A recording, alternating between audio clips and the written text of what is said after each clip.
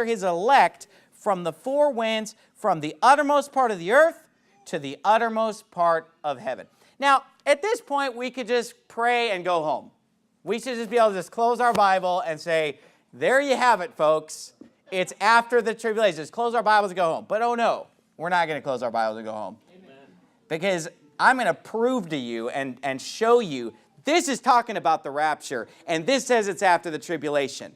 A lot of people will attack this chapter and say this: you can't get your doctrine on this from Matthew 24 because Matthew 24 is only talking to the Jews. They'll just write this passage off and say, oh, this is only for the Jews.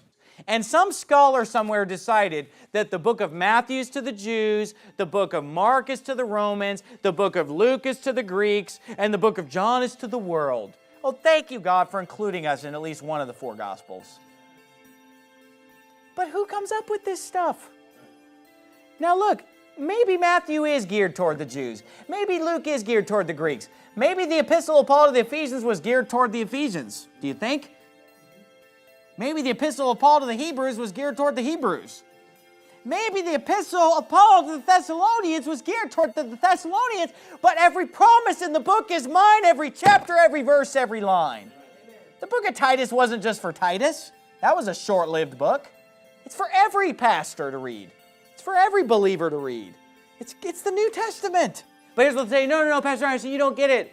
This whole sermon was preached about the Jews, to the Jews, for the Jews. Jesus Christ, they say, was preaching to the Jews in the Olivet Discourse. That's the fancy theological name they gave to this passage. Matthew 24, Mark 13, they call it the Olivet Discourse. Pastor Anderson, he was talking to the Jews. Don't you get it? When he said in Mark 13:24, after the tribulation, after that tribulation, and then he talked about Jesus coming in the clouds in verse 26 and gathering the elect in verse 27 from the uttermost part of the earth to the uttermost part of heaven, they say that's just talking to the Jews only. Okay, look at the last verse of Mark 13. Mark 13:37.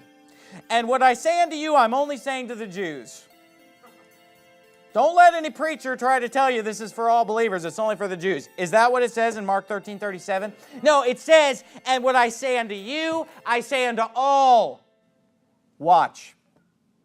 That's the last word of the chapter. What I say unto you, I say unto all. Watch. And yet people will still turn around and say, this chapter is not talking to all. It's only talking to the Jews. It's almost like he knew that people would say that. And so he just says it at the end. I'm not just talking to you, I'm talking to all when I say watch. This is for everybody. And so to say that this chapter is only talking to the Jews is ridiculous when he flat out says, what I say unto you, I say unto all, watch.